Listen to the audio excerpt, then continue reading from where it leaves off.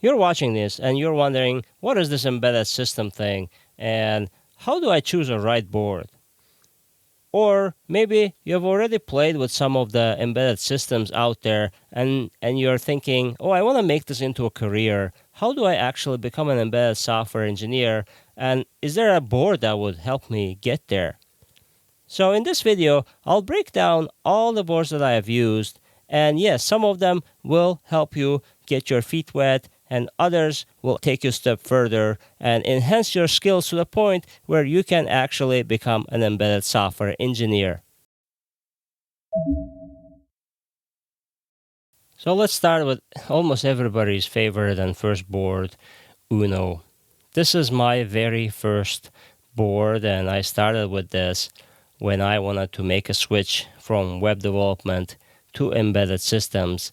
And like everybody else, I went ahead and got Arduino and learned a lot. It's really a great platform, has a lot of libraries, good ecosystem, very simple setup.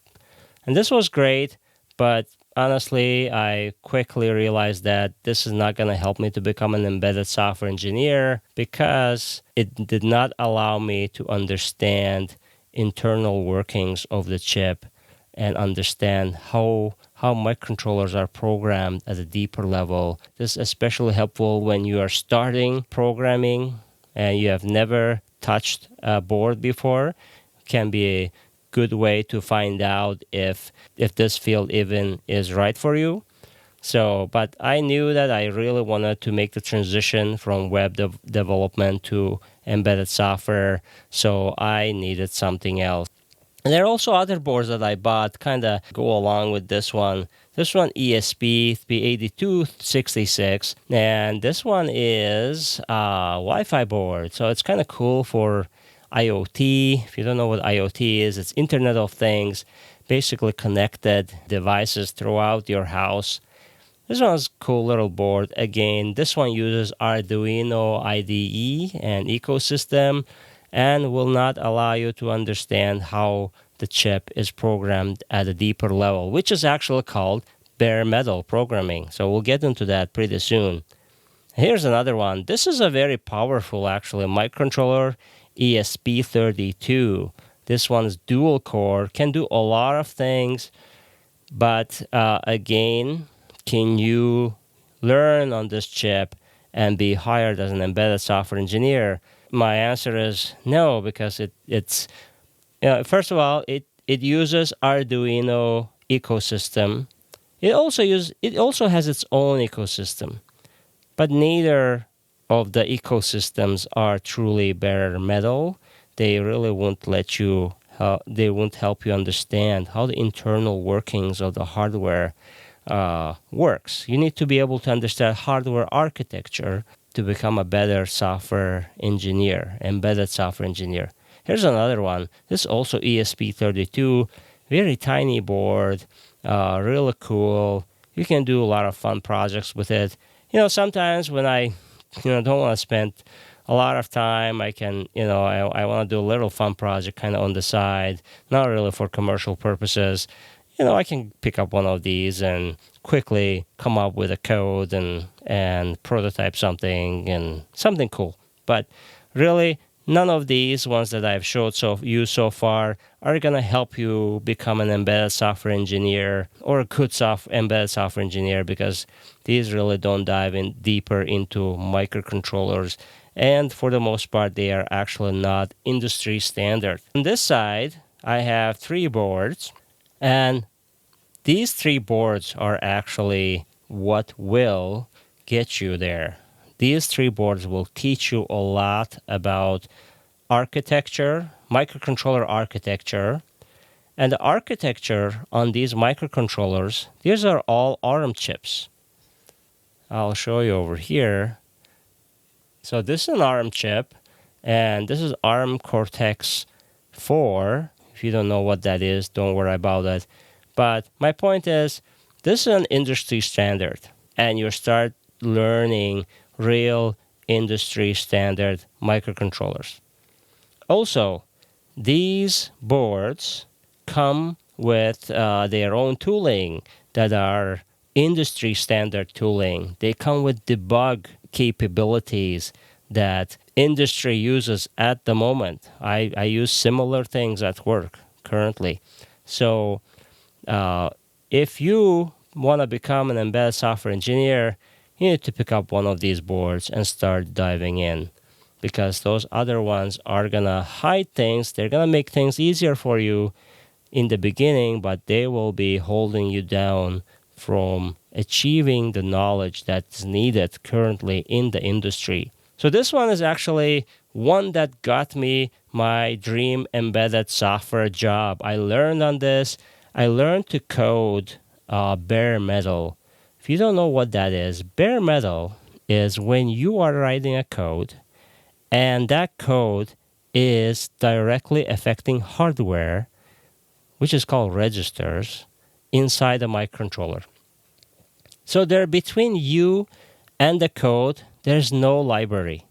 For example, in case of this UNO, you have, if you want to light up a LED, you have digital write and choose a pin and then say hi, right?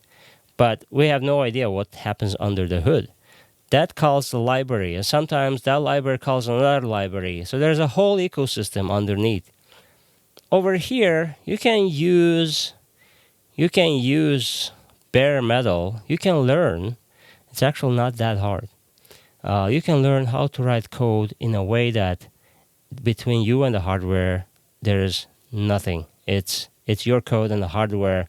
And that's the beauty of it when you start understanding how chip works internally and you start feeling confident and you're like, wow, this is amazing. I can understand this.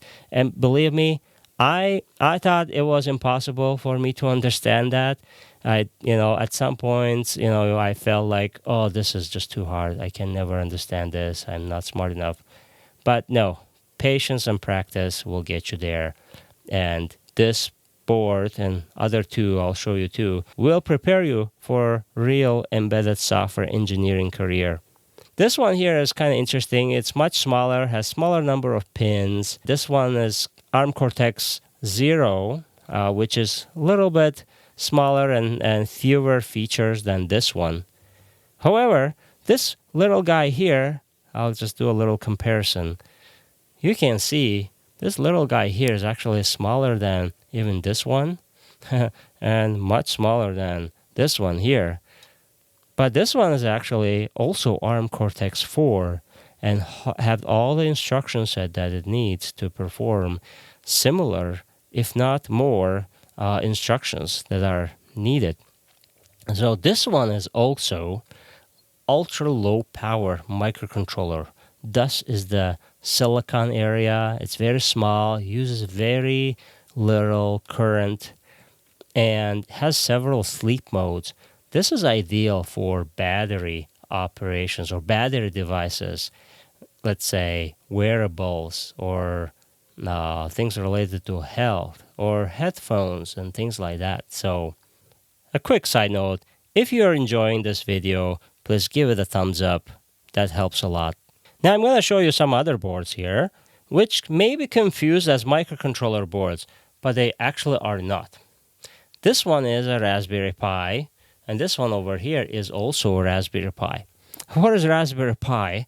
It kind of sounds something delicious, but it's delicious in other ways.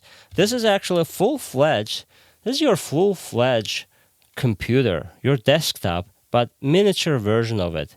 This particular one actually has 8 gigabytes of RAM. This one has CPU rather than MCU, microcontroller unit. So this one is more like your desktop computer.